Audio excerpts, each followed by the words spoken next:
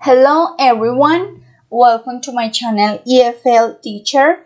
As usually, we have a video for this class. Este video es sobre la segunda parte explicando el pasado simple en inglés. So let's start. Recuerden que el pasado simple se utiliza para hablar de situaciones o eventos que pasaron tiempo atrás, ya sea hace mucho tiempo o ya sea hace poco tiempo, ayer, hace una hora, pero que ocurrieron en el pasado y allí se quedaron. Entonces, recuerden que para hablar en pasado simple en inglés necesitamos que los verbos estén en pasado. La lista de los regulares son los que se le agregan ed, que eso ya lo vimos en la primera parte, y los irregulares son los que el pasado es totalmente diferente. Es la lista que nos debemos de ir aprendiendo poco a poco. Entonces vamos a empezar a explicar la estructura o las tres categorías para hablar en pasado, que son afirmativa, negativa y pregunta.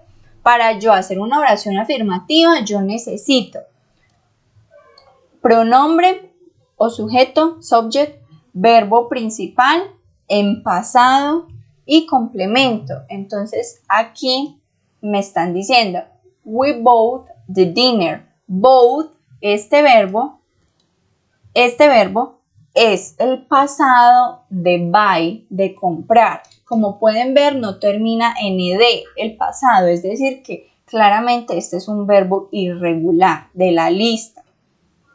In English, we bought the dinner. En Spanish, nosotros compramos la cena, la compramos en pasado. Para la forma negativa, recuerden que para negar una oración necesitamos de un auxiliar. ¿Cuál es el auxiliar? Do.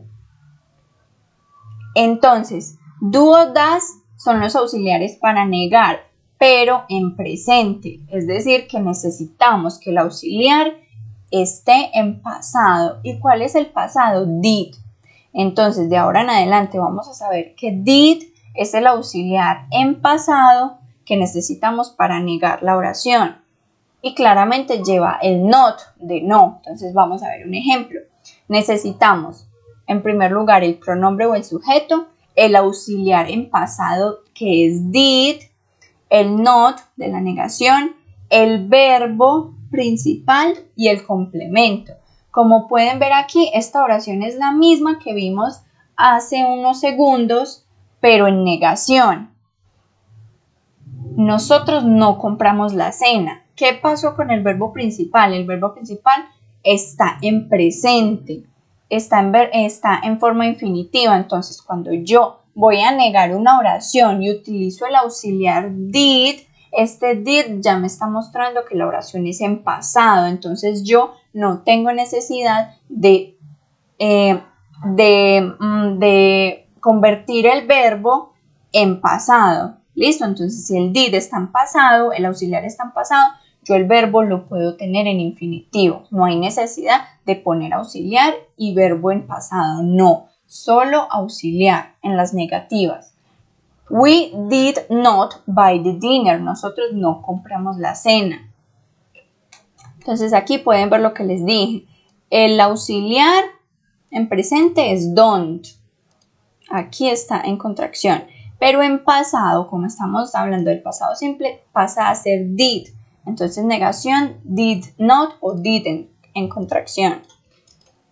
Listo. Y para hacer una pregunta o para realizar oraciones interrogativas, yo voy a ver que la estructura cambia un poco. Ya el pronombre o el sujeto no va en primer lugar, sino que en primer lugar tiene que ir el auxiliar did, el auxiliar en pasado. Entonces, el auxiliar did, que es en pasado, es para negar y para preguntar. Aquí lo vemos en pregunta. El auxiliar va primero, did, luego va el pronombre o el sujeto, we, luego va el verbo principal, buy, y el complemento de dinner. La misma oración que hemos estado viendo en positiva y negativa, ahora está en pregunta. Nosotros compramos la cena. Entonces recuerden que para pregunta primero va el auxiliar en pasado did, luego el pronombre, luego el verbo principal y el complemento. Y nunca olviden el signo de interrogación. Y como pueden ver aquí, lo mismo que en las oraciones negativas, Si el auxiliar está en pasado, si el auxiliar ya me está mostrando el pasado, entonces el verbo principal no debe de ir en pasado, debe de ir en infinitivo. Did we buy the dinner? Nosotros compramos la cena. Entonces esa es la estructura para construir oraciones en pasado simple. Espero les haya servido mucho.